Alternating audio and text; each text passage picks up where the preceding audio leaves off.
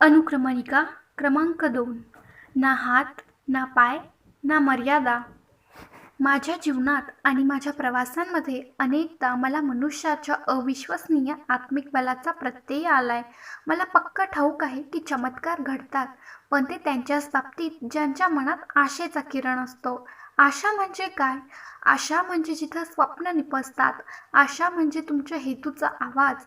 तो आवाज तुमच्याशी संवाद साधतो आणि तुम्हाला आश्वस्त करतो की जे काही तुमच्या बाबतीत घडतं ते तुमच्यात वास करत नाही.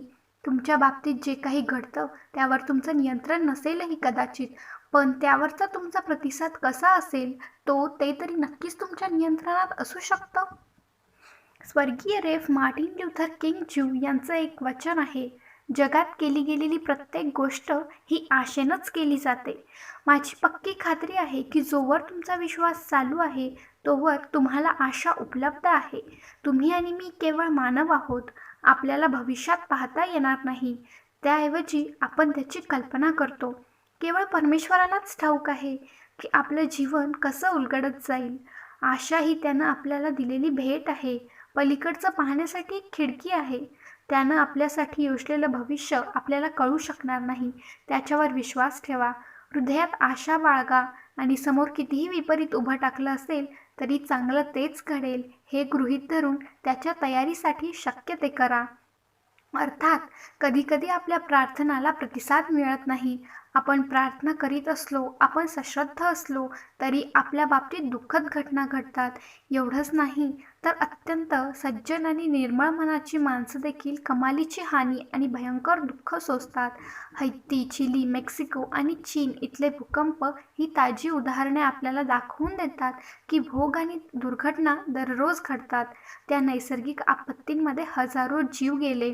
त्यांच्या आशा आणि त्यांची स्वप्न त्यांच्याबरोबरच मातीत मिळाली. असंख्य आयांनी आपली बाळं गमावली, असंख्य बाळांनी आपल्या आया गमावल्या. अशा सगळ्या भोगांमध्ये तुमची आशा जिवंत कशी राहील? अशा तऱ्हेची संकटं ऐकल्यानंतरही माझी आशा शिल्लक राहते, ती या ज्ञानामुळे की अशा घटना इतर माणसांच्या हृदयातल्या करुणेला पान्हा फोडतात. अशा निरर्थक भोगानंतर तुम्ही जेव्हा विचार करू लागता की हे असं का? लोकांनी आशा का बाळगावी? त्याचवेळी दाही दिशांनी हजारो स्वयंसेवक निस्वार्थी सेवा करण्याकरता त्या ठिकाणी जमा होतात. विद्यार्थी, डॉक्टर्स, इंजिनियर्स, बचावतज्ञ आदी मंडळी बचावलेल्या लोकांच्या सेवेसाठी, त्यांची दुःख हलकी करण्यासाठी आपापली कौशल्य, वेळ, सेवा समर्पित करतात. परमेश्वराच्या अस्तित्वाचा पुरावा देण्यासाठीच अत्यंत बिकट परिस्थितीही आशा जागी होते. मला भेटलेल्या अनेक लोकांनी एवढी दुःख सोसली आहेत की त्या तुलनेत माझं दुःख हलकं वाटतं. पण मी सुद्धा एक जिवलग गमावल्याचं दुःख अनुभवलंय.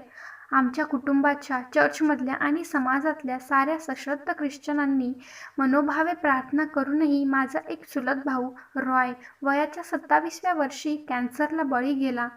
तुमच्या एवढ्या जवळच्या कोणाला गमावणं खूप हृदयद्रावक असतं, तसंच अनाकलनीयही.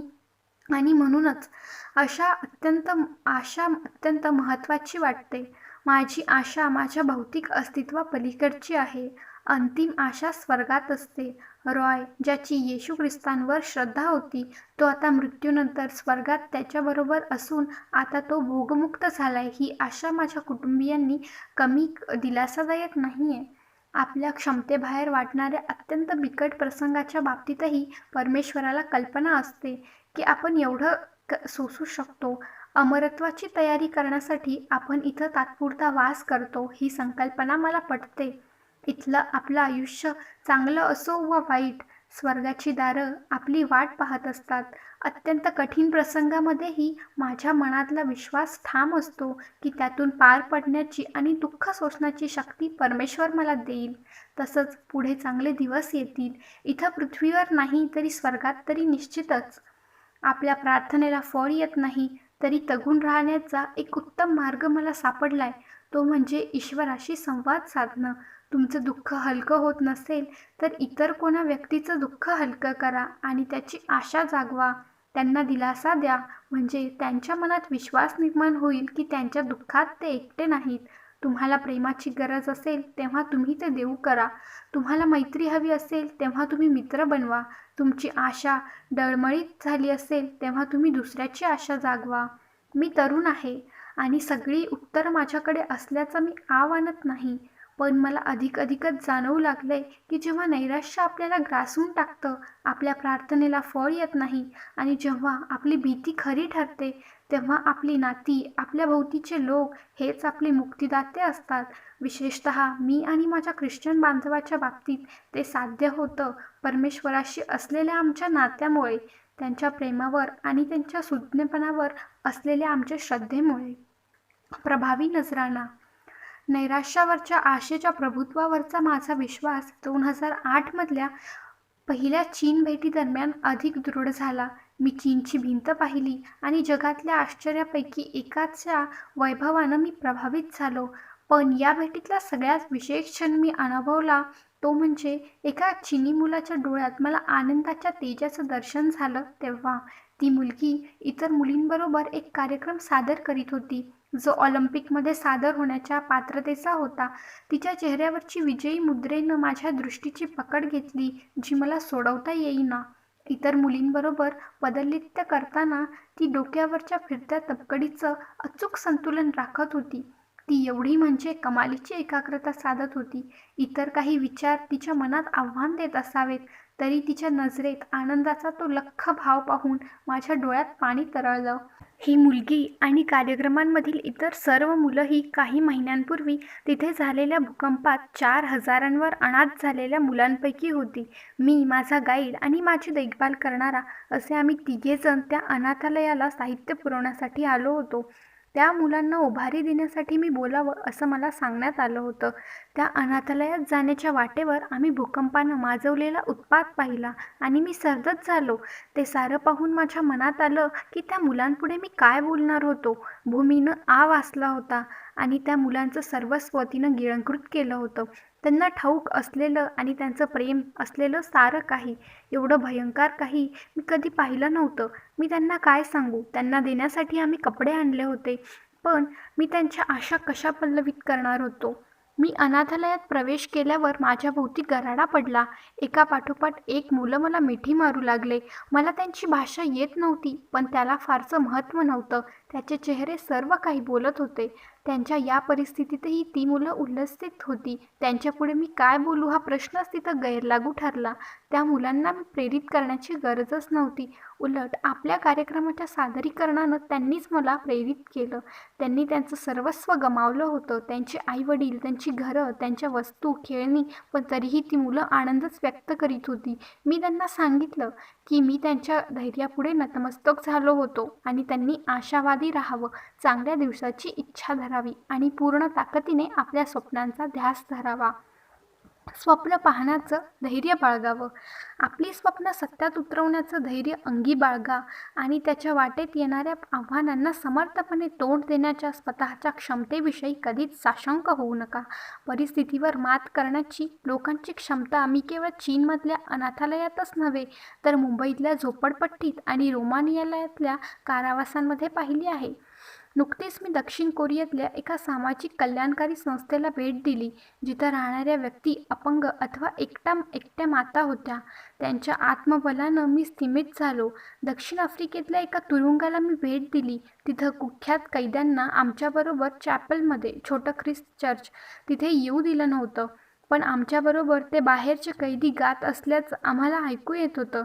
असं वाटलं होतं जणू पवित्र आत्म्यानं साऱ्या कैद्यांवर परमेश्वरी आनंदाचं गारूड घातलं होतं. त्यांच्या श्रद्धेमुळे आणि आस्थेमुळे ते जरी बंदिस्त असले तरी आतून पूर्ण मुक्त होते. त्या दिवशी त्या तुरुंगाच्या प्रवेशद्वारातून बाहेर पडताना माझ्या मनात येऊन गेलं की त्या तुरुंगाबाहेरच्या अनेक लोकांपेक्षा त्या तुरुंगातले कैदी अधिक मुक्त भासत होते. तुम्ही देखील तुमच्या आशेला तुमच्या हृदयात वास करायला देऊ शकता.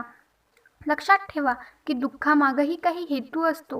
ही भावना अनुभवणं हे एकदम नैसर्गिक आहे, पण तिला तुम्ही दिवस रात्र तुमच्यावर वर्चस्व गाजवू देऊ नये. त्या भावनेला तुमचा प्रतिसाद अधिक सकारात्मक विचारांकडे वळवून आणि तुम्हाला आनंद देणाऱ्या गोष्टी करून तुम्ही नियंत्रित करू शकता. मी आध्यात्मिक पार्श्वभूमी असलेला मनुष्य असल्यामुळे दुःखाच्या प्रसंगी मी माझ्या श्रद्धेला शरण जातो. पण आश्चर्य म्हणजे वास्तविक माझ्या अकाउंटिंगच्या अभ्यासातून मला अधिक वास्तववादी दृष्टिकोन मिळाला. तुम्ही म्हणत असाल की तुमच्याकडे बिलकुल आशा उरली नाही. याचा अर्थ असा की तुमच्या जीवनात काही चांगलं घडण्याची शक्यता 0 आहे. 0? हा थोडा जास्त आहे असं नाही वाटलं तुम्हाला? चांगल्या दिवसांवर विश्वास ठेवण्याची शक्ती एवढी निर्विवाद आहे की मला वाटतं त्यामुळे तुमचे चांगले दिवस येण्याची शक्यताच अधिक असते. श्रद्धा आणि प्रेमाबरोबरच आशा हा आध्यात्मिकतेचा एक आधारस्तंभ आहे. तुम्हाला तुमच्या कल्पना काही का असेनात, पण कधी अशा आशेविना राहू नये, कारण जीवनातली प्रत्येक गोष्ट तिच्यापासूनच सुरुवात होते. तुमच्याकडे आशा नसेल तर कुटुंब स्थापण्याचा विचार तुम्ही कधीतरी करू शकाल? आशेशिवाय तुम्ही काही नवं शिकण्याचा प्रयत्न कराल का? आणि हे पुस्तक लिहिण्याचा माझा उद्देश आहे की तुम्हाला अधिक चांगलं आयुष्य लाभावं, मर्यादा नसलेलं. बायबलमध्ये म्हटलंय, परमेश्वरावर विश्वास असणाऱ्याचं बळ हे वाढतच असतं. ते गरुडाप्रमाणे आकाशात भरारी घेतील. ते दौडत राहतील पण थकणार नाहीत. ते चालत राहतील पण कमजोर होणार नाहीत. हे मी पहिल्यांदा वाचलं. त्या क्षणीच मला जाणीव झाली की मला हातापायांची गरज नाही. तुम्ही कधीच याचा विसर पडू देऊ नका की परमेश्वर तुमची साथ कधीच सोडणार नाही. पुढे जात राहा, कारण कृतीनं गती प्राप्त होते. त्यातून कल्पनातीत संधी निर्माण होतात. तरंगाच्या लाटा होतात. 2009 हैती येथे झालेल्या भीषण भूकंपानं सारं जग दुःखी झालं. या भयंकर घटनेनं अगणित दुःख दिली, तरी लोकांचे सद्गुणही त्यांच्या उजेडात आले. जसे की वाचलेल्या लोकांपुढे डोंगराएवढी आव्हानं उभी टाकलेली असतानाही त्यांनी हात टेकण्यास नकार देणं. मारीचा मुलगा इमॅन्युअल एका कोसळलेल्या इमारतीच्या ढिगाऱ्याखाली मरण पावल्याचं मानलं गेलं. भूकंप झाला त्यावेळी तो 21 वर्षाचा शिंपी त्याच्या आईबरोबर तिच्या अपार्टमेंटमध्ये होता. त्याची आई वेळेवर निसटली, पण त्याचा पत्ता नव्हता आणि इमारत आता जमीनदोस्त झाली आहे. आईनं बरीच शोधाशोध केली, पण बचावलेल्या लोकांमध्ये तिचा मुलगा दिसत नव्हता. कालांतराने तो परतेल या आशेने ती वाट पाहत राहिली.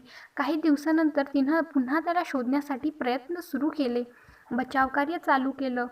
अवजड यंत्रांच्या मोठ्या आवाजामुळे नीटसं ऐकू येत नव्हतं, तरी तिला वाटून गेलं की इमॅन्युअलचा आवाज ऐकला, तो तिला हाका मारीत असल्यासारखा.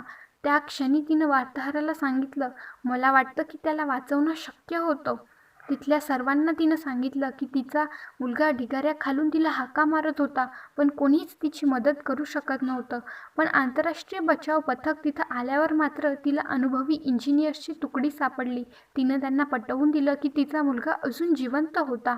त्या तुकडीनं त्याचं ज्ञान, अनुभव आणि साधनं वापरून त्याच जागी विवर तयार केलं, जिथून तिनं आपल्या मुलाची हाक ऐकल्याचं तिनं त्यांना सांगितलं होतं.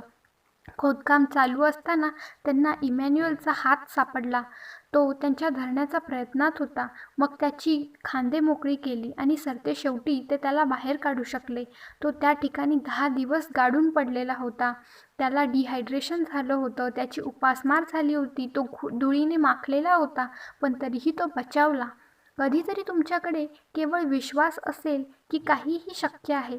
चमत्कार घडू शकतात. मारीच्या बाबतीत जसं घडलं तसं तुमच्याबरोबरही हाहाकार असू द्या. पण तुम्ही नैराश्याला शरण जाता कामा नये. उलट विश्वास बाळगा की जे काही तुमच्यापाशी आहे ते परमेश्वर पुरवेल. त्या विश्वासाच्या बळावरच मारीनं हातपाय हलवले. तिच्या कृत्येने तिला तिच्या मुलाच्या हाकेच्या टप्प्यात नेलं.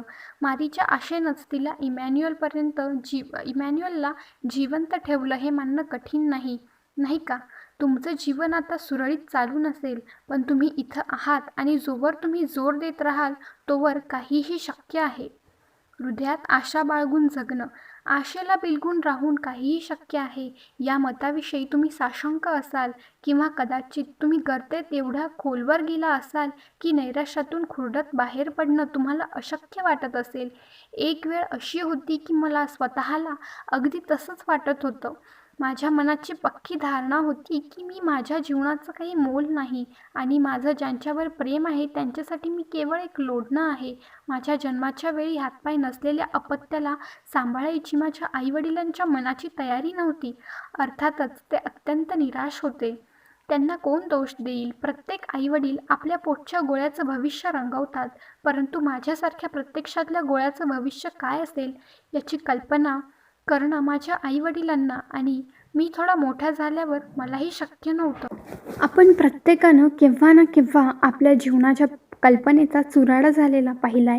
प्रत्येकाच्या तपशिलांमध्ये फरक जरूर असेल, पण नैराश्याची भावना मात्र खचितच मानवी असते. छळ आणि उपेक्षेने उद्ध्वस्त झालेले अनेक तरुण त्यांच्या कुटुंबाच्या कहाण्या ईमेल करून मला कळवतात. दारू, ड्रग्ज आणि पोर्नोग्राफीने पांगळं झालेलं आपल्या जीवनाच्या कथा मला अनेक प्रौढांकडून कळतात.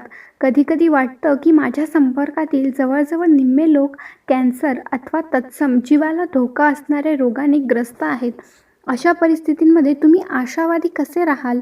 तुम्ही देवावर विश्वास ठेवा. तुमचं इथलं आयुष्य काही हेतूनं आहे याचा विसर पडू देऊ नका आणि त्या हेतुपूर्ततेसाठी स्वतःला समर्पित करा. तुमच्यापुढे कोणतंही आव्हान उभं असलं तरी त्याला समर्थपणे तोंड देण्याची क्षमताही तुम्हाला लाभलेली आहे. माझ्या आईवडिलांचा आणि एकेकाळी त्यांनी अनुभवलेल्या नैराश्याचा विचार करा. सर्वोत्तमावर विश्वास ठेवणं.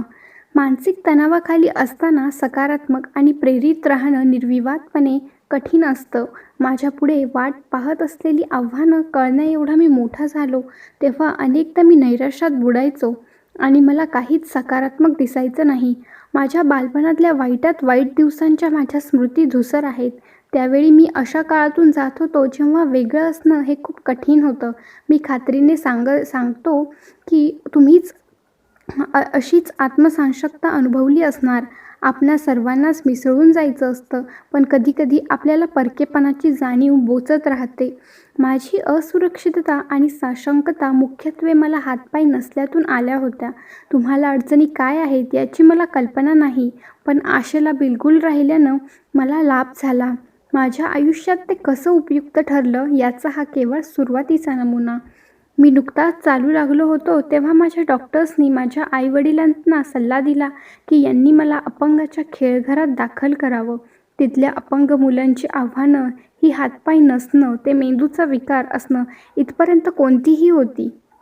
अशा तऱ्हेच्या विशेष गरजा असणाऱ्या मुलांच्या आणि त्यांच्या कुटुंबाच्याही बाबतीत माझ्या आईवडिलांच्या मनात खूप प्रेम आणि सहानुभूती होती. पण त्यांचं मत असं होतं की कोणत्याही मुलानं एका विशिष्ट गटात बंदिस्त राहू नये. माझ्या जीवनाला मर्यादा नसल्याच्या दुर्दम्य विश्वासाला ते धरून राहिले आणि ते स्वप्न जिवंत ठेवण्यासाठी झगडत राहिले.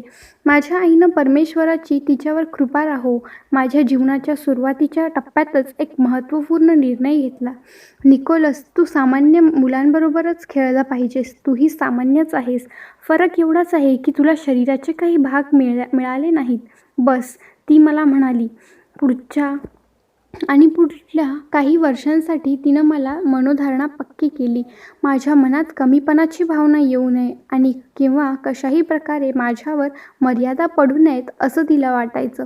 केवळ शारीरिक रचनेतल्या फरकांमुळे मी कुढा, बुजरा किंवा असुरक्षिततेच्या भावनेने ग्रस्त व्हावा असं तिला वाटत नव्हतं.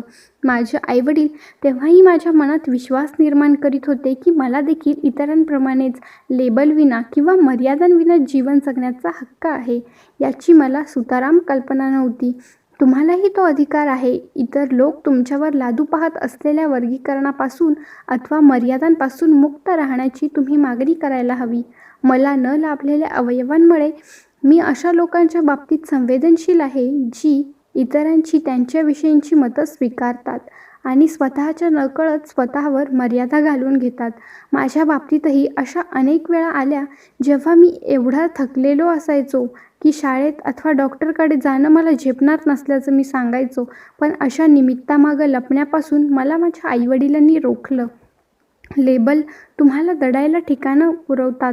काही लोक त्याचा वापर निमित्त म्हणून करतात, अन्य काही त्यांच्यावर कुरघोडी करतात. असे अनेक लोक आहेत ज्यांना पंगू असं नाव दिलं गेलंय, पण ते नाव खोटं ठरवतात. ते चैतन्यमय जीवन जगत पुष्कळ महत्त्वपूर्ण कार्य करीत राहतात. मी तुम्हाला उत्तेजना देतो की तुम्हीही तुमच्यावर लादलेल्या मर्यादांवर कुरघोडी करा. तुम्हाला लाभलेल्या वरदानांचा शोध घ्या आणि ती विकसित करा. परमेश्वराचं लेकरू या नात्यानं मला पक्की कल्पना आहे की तो नेहमीच माझ्याबरोबर असतो आणि आपण किती सोसू शकतो याची त्याला जाण असल्याच्या विश्वासानं मी आश्वस्त असतो. इतर लोक जेव्हा माझ्यापुढे त्यांच्या आव्हानांचा पाढा वाचतात तेव्हा माझे डोळे ओलावतात. भोग भोगत असलेल्या आणि दुःख झेलत असलेल्या लोकांना मी स्मरण करून देतो की परमेश्वराचे बाहू आखूड नसतात. तो सर्वांपर्यंत पोहोचू शकतो. त्यांच्यातून बळ प्राप्त करा, यज्ञ करण्याचं धाडस करा आणि तुमच्याकडून होईल तेवढी उंची गाठा. तुम्ही आव्हानांची अपेक्षा करू शकता. व्यक्तित्व घडवणारे अनुभव समजून त्याचं तुम्ही स्वागत करा, त्यांच्यातून धडे घ्या आणि त्यांच्यावर आरूढ व्हा. तुम्हाला उत्तम स्वप्न पडू द्या. केवळ एवढं ध्यानात ठेवा की परमेश्वरानं कदाचित तुमच्यासाठी तुमच्या कल्पनेपलीकडला मार्ग ठरवून ठेवला असेल. हे स्वीकारणे एवढं तुम्ही तुमचं मन मोकळं ठेवा. तुमच्या स्वप्नांप्रत जाण्याचे मार्ग अनेक आहेत, त्यामुळे तुम्हाला तुमचा मार्ग अजून दिसत नसला तरी त्यामुळे तुम्ही कच खाऊ नका. कृत्रिम अवयवांचा मुलगा. आशा उत्प्रेरक करते, म्हणजेच ती कार्यसिद्धीमध्ये मदत करते. दूर होऊ शकणार नाहीत असे अडथळे ती दूर करते. कृत्रिम अवयवांचा मुलगा. आशा उत्प्रेरक असते, म्हणजेच ती कार्यसिद्धीमध्ये मदत करते. दूर होऊ शकणार नाहीत असे अडथळे ती दूर करते. जेव्हा तुम्ही रेटा देत राहता, शरण जाणं नाकारता, तेव्हा तुम्ही गती निर्माण करता. तुमच्या कल्पनेतही नसणाऱ्या संधी आशेमुळे प्राप्त होतात. तुमच्या मदतीसाठी लोक आपणहून पुढाकार घेतात. दरवाजे उघडले जातात, मार्ग मोकळे होतात. लक्षात ठेवा, क्रियेला प्रतिक्रिया असते. तुमच्या स्वप्नांचा नाद सोडण्याचा तुमचा मानस होईल तेव्हा आणखी एक दिवस स्वतःला ढकला, आणखी एक आठवडा, आणखी एक महिना आणि आणखी एक वर्ष माघार घेण्यास नाकारणे याने काय काय घडू शकतं ते पाहून तुम्ही अचंबित व्हाल.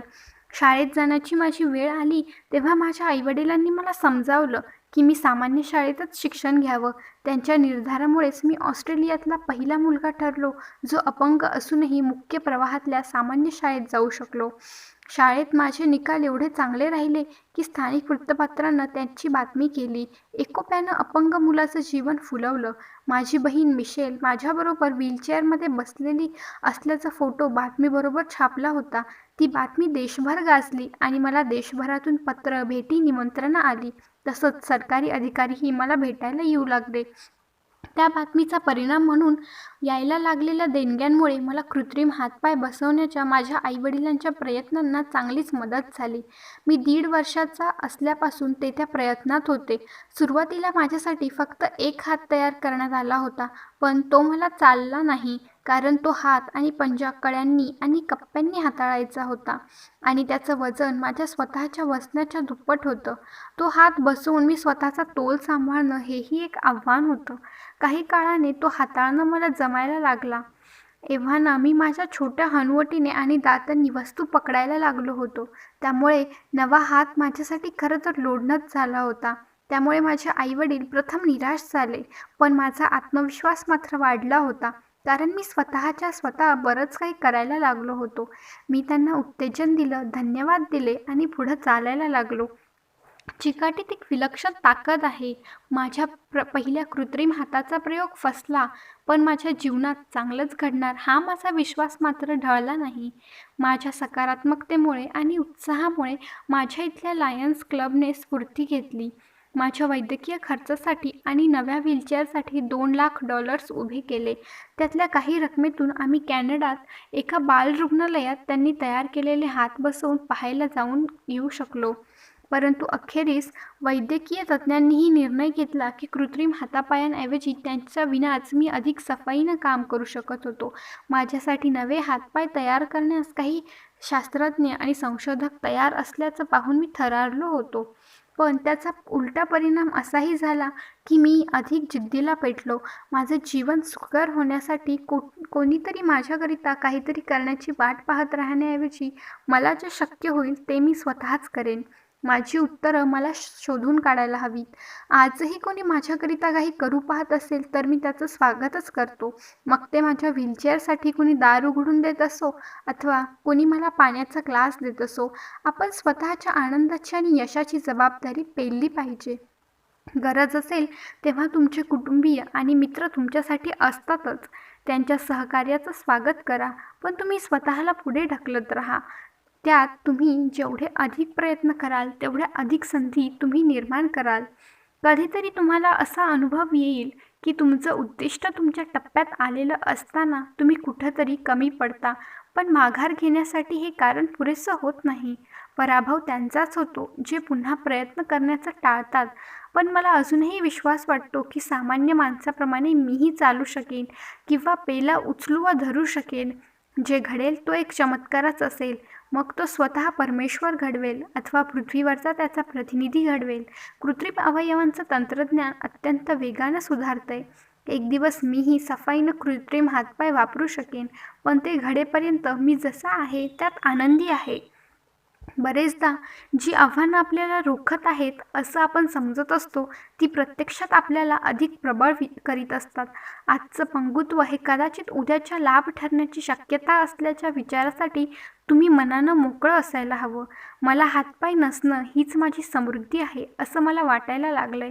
माझी भाषा न येणाऱ्या स्त्रिया, पुरुष आणि मुलांनी केवळ मला पाहिलं तरी त्यांना कळेल की मी माझ्या आव्हानांवर मात केली आहे. त्यांना कल्पना आहे की माझे धडे मला सहजासहजी आत्मसात झालेले नाहीत. अनुभवातून आलेलं शहाणपण. मी जेव्हा माझ्या वर्गाला सांगतो की बऱ्या दिवसांची वाट पहा, तेव्हा ते माझे अनुभवाचे बोल असतात. तुम्ही माझ्यावर विश्वास ठेवायला हरकत नाही, कारण मी स्वतः त्यातून गेलोय. माझ्या आयुष्यात एक क्षण असा आला होता जेव्हा मी आशा सोडून दिली होती. वयाच्या 10व्या वर्षी माझ्या आनंदी जीवनात हा कटू क्षण आला, जेव्हा मी नकारात्मक विचारांनी ग्रासलो गेलो होतो. मी कितीही सकारात्मक, निश्चयी आणि कल्पक होण्याचा प्रयत्न केला, तरी काही कामं अशी होती जी मी करूच शकायचो नाही. त्यातली काही एकदम साधी होती, दैनंदिन. त्यामुळे मी फार बेचैन झालो होतो. उदाहरणार्थ, इतर मुलांप्रमाणे फ्रीजमधून बाटली काढणं मला जमत नव्हतं. मी स्वतः जेवू शकत नव्हतो आणि इतरांनी भरवणं मला बिलकुल आवडत नव्हतं. मला वाईट वाटायचं की मला भरवण्यासाठी त्यांना त्यांच्या जीवनातून उठावं लागायचं. इतरही मोठे मुद्दे याच कालावधीत मला छळत होते. माझ्यावर प्रेम करणारी पत्नी मला कधी मिळेल का? तिचं आणि आमच्या मुलांची पोट मी कशी भरेन?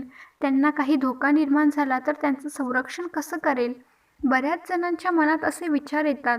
कधीतरी तुमच्याही मनात प्रश्न उपस्थित झाले असतील की आमचं वैवाहिक जीवन कधीतरी चांगलं होईल का? माझी नोकरी सुखकर होईल का? मला चांगलं घर लाभेल का? भविष्यात अधूनमधून डोकावणं कधीही चांगलंच, कारण त्यातूनच आपला जीवनविषयक दृष्टिकोन प्रगल्भ होत असतो. अडचण तेव्हा निर्माण होते जेव्हा नकारात्मक विचार तुमची दृष्टी झाकोळून टाकतात आणि मनाची पकड घेतात. मी प्रार्थना करतो आणि स्वतःला परमेश्वराच्या शब्दांचं नाही, तो मला विसरलेला नाही. वाईटातल्या वाईट गोष्टी एकत्र आणून तो त्यातून चांगलंच माझ्या पदरात टाकेल. परमेश्वरानं दिलेल्या शब्दांवर भरवसा ठेवण्याचं की स्वतःला स्मरण करून देतो की बाहेरून मला काही का दिसेना, मला पक्कं ठाऊक आहे की परमेश्वर चांगला आहे. तो काही वाईट घडू देत असेल तर त्याचं आकलन होणार नाही, पण मी चांगुलपणावर विश्वास ठेवू शकतो. विचारांवर नजर ठेवा. माझा 11वा वाढदिवस जवळ येऊ लागला तेव्हाच मला पौगंडावस्थेची चाहूल लागली, ज्या वयात आपल्या मेंदूची पुनर्रचना होऊ लागते आणि शरीरातून नवखी रसायनं फिरू लागतात. माझ्याबरोबरची इतर मुलं मुली जोड्या करू लागली आणि त्यामुळे माझ्या एकाकीपणाची भावना वाढू लागली. कोणत्या तरी मुलीला तिचा प्रियकर असा असावा असं वाटेल का, जो कधीही तिचा हात हातात घेऊ शकणार नाही किंवा तिच्याबरोबर कधीच नृत्य करू शकणार नाही. मला कल्पनाही नसताना त्या कुविचारांना आणि नकारात्मक भावनांना मी माझ्या मनाची कवाडं उघडी करून दिली. बरेचदा रात्री झोप लागत नसताना किंवा कधी खूप थकवा आल्यावर ते विचार माझ्या मनात प्रवेश करायचे. तुम्हाला कल्पना असेलच, तुम्ही एवढे थकलेले असता की साऱ्या जगाचं ओझं जणू तुमच्याच खांद्यावर असल्याचं तुम्हाला भासू लागतं. जागरणामुळे, आजारपणामुळे किंवा अन्य तत्सम कारणांमुळे जेव्हा आपण कमजोर झालेले असतो तेव्हा आपण सारेच निराशा अनुभवतो. जगात कोणीच असा नसतो जो सर्वकाळ आनंदी असतो. थोडी दुःखी मनस्थिती नैसर्गिक असते, ती लाभदायकही असते. अलीकडच्या मानसशास्त्रीय अभ्यासातून असं निदर्शनास आलंय की दुःखी मनस्थिती तुम्हाला तुमच्या कामाकडे अधिक चिकित्सेनं पाहायला लावते. हिशेबासारखी किंवा संपादनासारखी कामं करताना हा दृष्टिकोन उपयुक्त ठरू शकतो. भावनांची कल्पना असेल आणि तुमचं त्यावर नियंत्रण असेल तर नकारात्मक विचार सकारात्मक परिणाम देऊ शकतात. मात्र तुम्ही जर भावनांना तुमच्यावर आरूढ होऊ दिलं तर तुम्ही नैराश्याच्या गर्तेत अडकू शकता किंवा स्वतःचंच बरं वाईट होईल असा विचार करू शकता. त्याच्यावरचा उपाय म्हणजे नैराश्याच्या नकारात्मक विचारांबरोबर स्वतःच वाहून न जाणं अथवा त्यांना तुमच्यावर नियंत्रण मिळवू न देणं. सुदैवानं आपली वृत्ती बदलण्याची क्षमता तुमच्यापाशी असते. नकारात्मक विचार मेंदूत निर्माण होऊ लागल्याचं समजताच तुम्ही ऑफचं बटन दाबू शकता. समस्या आणि त्यांचे स्रोत समजून घ्या, परंतु स्वतःचं ध्यान मात्र त्या समस्यांवर न ठेवता त्यांच्या उखलीवर ठेवा. बायबलच्या क्लासमधलं परमेश्वराच्या पूर्ण चिलखताचं चित्र मला आठवतंय. सदाचाराचं कवच, सत्याची कमरपट्टा, श्रद्धेची ढाल, आत्मबळाची तलवार आणि मोक्षाचं शिरस्त्राण. त्यावेळी मी शिकलो होतो की एखाद्या ख्रिश्चन मुलासाठी तेवढी आयुध पुरे होती. परमेश्वराचा शब्द हा माझ्यासाठी नकारात्मक विचारांचा संहार करणारी तलवार आहे आणि ती तलवार म्हणजेच बायबल. तसंच स्वतःचं रक्षण करण्यासाठी तुम्ही श्रद्धेची ढालही धारण करा. निराशेचं आवर्त. जेव्हा स्वाभिमान आणि स्वतःची प्रतिमा त्या पौगंडावस्थेच्या काळात फार महत्त्वाची असते तेव्हा मी माझ्या चिंता आणि भीतीला माझ्यावर आरूढ होऊ दिलं. माझ्या बाबतीत जे काही वाईट घडत होतं त्याला मी माझ्या बाबतीत घडणाऱ्या चांगल्यावर शिरजोरी करू दिली. मी चुकीची निवड केली. नोकरी, पत्नी किंवा मुलं असणारं सामान्य जीवन मी कधी जगू शकेन? मी कायमच माझ्याबरोबरच्या गळ्यातलं लोढणं बनून राहील. माझी आशा हरवेपर्यंत मी कधीच अपंग नव्हतो. माझ्या बोलण्यावर विश्वास ठेवा. हातापायांच्या हानीपेक्षा आशेची हानी अधिक नुकसानकारक असते. तुम्ही जर कधी दुःख किंवा नैराश्य अनुभवलं असेल तर तुम्हालाही याची कल्पना असेलच. त्यापूर्वी कधी नव्हे एवढा संताप, दुःख आणि मनाचा गोंधळ मी अनुभवला. मी त्याच्यापुढे हात जोडून त्याला विचारलं की त्यानं मला ते का नाही दिलं जे प्रत्येकाला दिलं होतं. मी काही चूक केली होती. माझ्या हातापायांसाठीची माझी याचना तू का कारणास्तव ऐकून घेत नाहीस? मला तू मदत का करीत नाहीस? तू मला का भोग भोगायला लावतोस? ना परमेश्वर ना माझे डॉक्टर्स मला समजवू शकले की मी हातापायांविना का जन्माला आलो. कारणाच्या अभावानं, मग ते वैज्ञानिक का असेना, मी अधिक हताश झालो.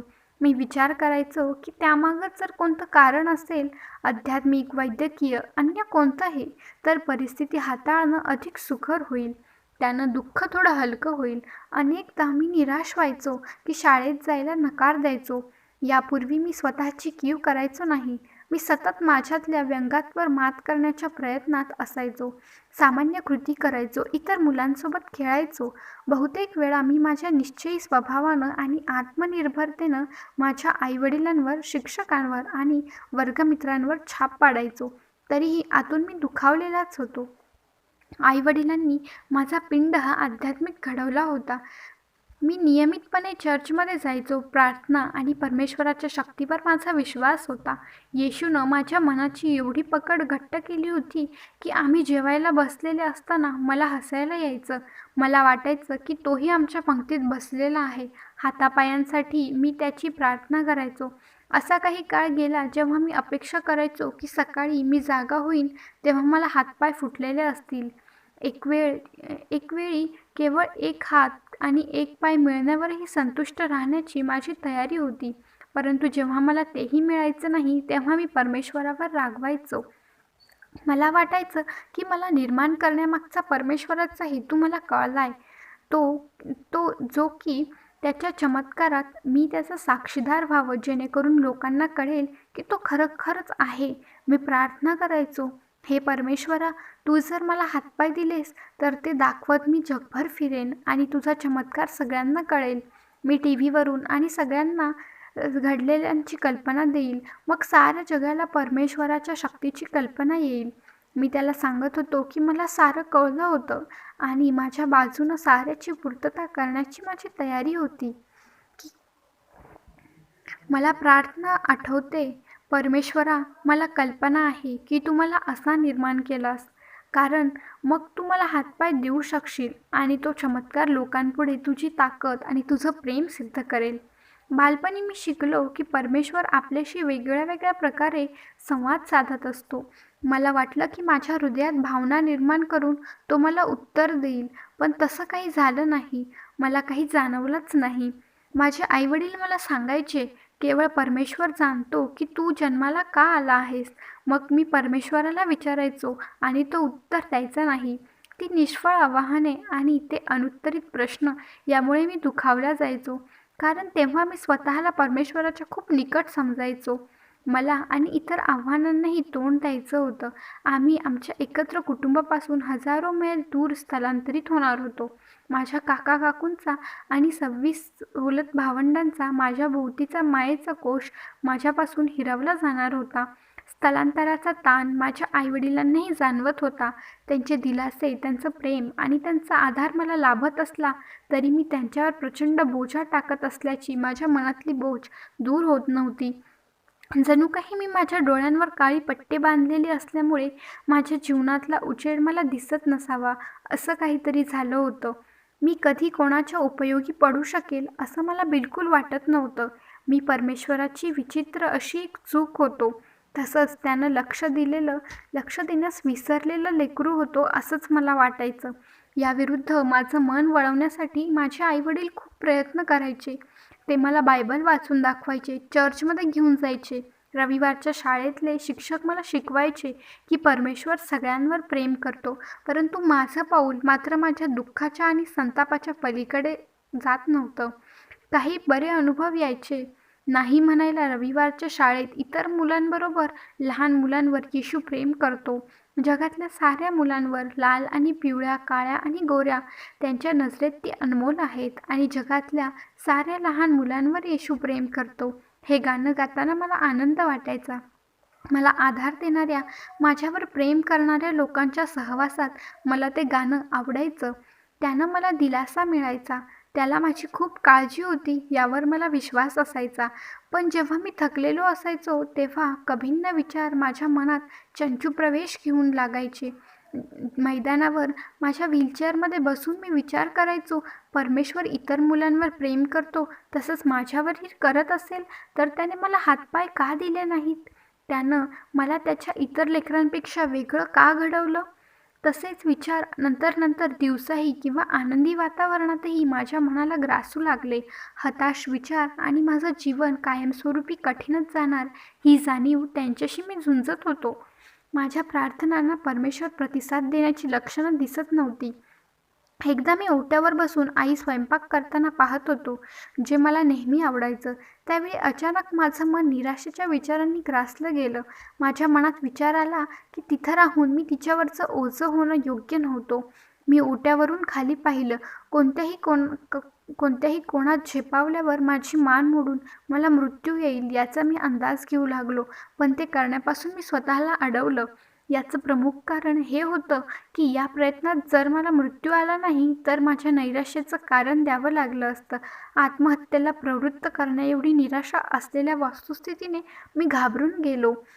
माझे विचार मी आईला बोलवून दाखवायला हवे होते, पण मला लाज वाटत होती. मला तिला घाबरवायचं नव्हतं. मी तरुण होतो आणि त्यापेक्षाही माझ्यावर जीवापाड प्रेम करणारे लोक माझ्या भोवती होते. तरीही मी त्यांना माझ्या मनातले विचार सांगत नव्हतो. म्हणजे माझ्याकडे साधनं होती, मी जी वापरत नव्हतो आणि तीच माझी चूक होती. तुम्ही जेव्हा निराश होत असाल तर त्या निराशेचा सामना तुम्ही एकट्यानं करावा असं नाही. तुमच्यावर प्रेम करणाऱ्यांवर त्याचा ताण पडणार नाही. त्यांना तुम्हाला मदत करायची असते. तुम्ही त्याच्याशी मोकळे होऊ शकत नसाल तर शाळेतल्या किंवा समाजातल्या व्यावसायिक समुपदेशाची मदत घ्या. तुम्ही एकटे नाही आहात. मीही एकटा नव्हतो, पण मला ते आता कळलंय आणि तुमच्या बाबतीत तसं होऊ नये असं मला वाटतं. पण त्यावेळी मात्र मी नैराश्याच्या गर्तेत बुडालो होतो. मी निर्णय घेतला होता की माझ्या दुःखाचा शेवट करण्यासाठी मी माझ्या जीवनाचा शेवट करावा. काळ आला होता. एका दुपारी शाळेतून आल्यावर मी माझ्या आईला बाथटबमध्ये ठेवायला सांगितले. तसंच जाताना तिनं बाथरूमचं दार लोटून जावं असंही सांगितलं. ती बाहेर गेल्यानंतर मी माझे कान पाण्यात घातले. त्या शांततेत माझ्या मनात पुष्कळ विचार येऊ लागले. मला जे करायचं होतं त्याची योजना माझ्या मनात तयार होती. परमेश्वर जर माझं दुःख दूर करणार नसेल आणि माझ्या जीवनाला काही हेतूही नसेल, केवळ उपेक्षा आणि एकाकीपणा अनुभवण्यासाठी मी इथं असणार असेन, तर सगळ्यांसाठी मी लोढणं असेन आणि मला भविष्य नसेल, तर मी ते सगळं थांबवायला पाहिजे. मी उल्लेख केल्याप्रमाणे फुफ्फुसात हवा साठवून घेऊन मी पाण्यावर तरंगत असे. आता मी अंदाज घेत होतो की पालथं पडण्यापूर्वी मी केवळ हवा फुफ्फुसात भरून घ्यावी. पलटण्यापूर्वी मी श्वास रोखून धरावा. मी खोल श्वास घ्यावा की अर्धवट, की मी माझी फुफ्फुसं मोकळी करून मग पलटी मारावी. शेवटी काही न करता मी पलटी मारली. तोंड पाण्यात बुडाल्याबरोबर प्रतिक्षिप्त क्रियेने मी श्वास रोखला. माझी फुफ्फुसं मजबूत असल्यामुळे मी बराच वेळ तरंगत राहिलो. मला श्वास लागल्यावर मी पुन्हा पलटी खाल्ली. मी हे करू शकत नाही, पण हताशेचे विचार तसेच होते. मला इथून बाहेर पडायचे, मला अदृश्य व्हायचे. मी फुफ्फुसातली बहुतेक हवा काढून टाकली आणि पुन्हा पलटी खाल्ली. मला कल्पना होती की मी 10 सेकंद श्वास रोखून धरू शकतो, म्हणून मी मोजू लागलो. 10, 9, 8, 7, 6, 5, 4, 3 मोजत असताना माझ्या मनात एक प्रतिमा साकारली. माझ्या धडग्या पुढ्यात आसवं ढाळणारे माझे आईवडील. 7 वर्षाचा माझा भाऊ आरोन मला रडताना दिसला. ते सर्वजण रडत होते. तो त्यांचा दोष असल्याचं म्हणत होते. त्यांनी माझ्याकरिता आणखी करायला हवं होतं. उर्वरित आयुष्यभर त्यांनी माझ्या मृत्यूसाठी स्वतःला जबाबदार धरण्याचा विचार मला सहन झाला नसता. मी स्वार्थी होत होतो. मी पुन्हा पलटी खाल्ली आणि खोल श्वास घेतला. मी ते करू शकलो नाही. माझ्या कुटुंबावर एवढ्या हानीचा आणि अपराधीपणाचा बोजा टाकून मी निघून जाऊ शकलो नाही. पण माझी पीडा असह्य होती. त्या रात्री झोपताना मी आरोनला सांगितलं, 21व्या वर्षी आत्महत्या करण्याची माझी योजना आहे. मी विचार केला की शाळा आणि कॉलेजपर्यंत मी निभावून नेऊ शकेल, पण त्यापुढची मला शाश्वती वाटत नव्हती. मला वाटलं नव्हतं की इतर पुरुषांप्रमाणे मला नोकरी मिळेल किंवा माझं लग्न होईल. कोणा मुलीला माझ्याशी लग्न करावंसं वाटेल? म्हणजेच 21वं वर्ष हाच माझ्या सफरीचा जणू अंत होता. अर्थात त्यावेळच्या माझ्या वयासाठी तो काळही पुष्कळ वाटत होता. हे मी डॅडला सांगणार आहे, आरोन म्हणाला. हे त्यानं कुणाला सांगायचं नाही असं बजावून झोपण्यासाठी मी डोळे मिटून घेतले. त्यानंतर माझी जाणीव म्हणजे डॅड माझ्या बिछाण्यावर बसल्याची होती. ते आत्महत्येचं खूळ काय आहे? त्यांनी मला थेट विचारलं. मृदू आणि आश्वासक स्वरात त्यांनी मला सगळ्या गोष्टी सांगितल्या, ज्या माझ्या पुढे वाढून ठेवल्या होत्या. बोलत असताना त्यांची बोटं माझ्या केसांमधून फिरत होती. ते मला नेहमीच फार आवडायचं. आम्ही कायम तुझ्याबरोबर असू, त्यांनी मला दिलासा दिला. सगळं काही ठीक होईल. मी तुला शब्द देतो की आम्ही कायम तुझ्यासाठी असू. तुझं सगळं उत्तम होईल पोरा. बरेचदा केवळ मायेचा स्पर्श आणि करुणामय दृष्टी लहान मुलाच्या दुःखी हृदयाला आणि गोंधळलेल्या मनाला दिलासा देण्यासाठी पुरेशी असते. सगळं काही ठीक होईल हा माझ्या वडिलांचा दिलासा त्या क्षणापुरता होता. त्यांच्या दिलासादायक स्वरानं आणि स्पर्शानं त्यांनी मला पटवलं की आम्ही माझ्यासाठी काही मार्ग काढू, यावर त्याचा विश्वास होता. प्रत्येक मुलालाच आपल्या पित्यावर विश्वास ठेवायचा असतो आणि त्या दिवशी त्यांनी मला तग धरण्याजोगं काहीतरी दिलं होतं. एका मुलाकरिता त्याच्या वडिलांच्या दिलाशासारखं दुसरा दिलासा कोणता नसतो. अशा बाबतींमध्ये माझे डॅड दिलदार होते. आम्हा सर्वांसाठी प्रेम आणि आधार व्यक्त करण्यात कुशल होते.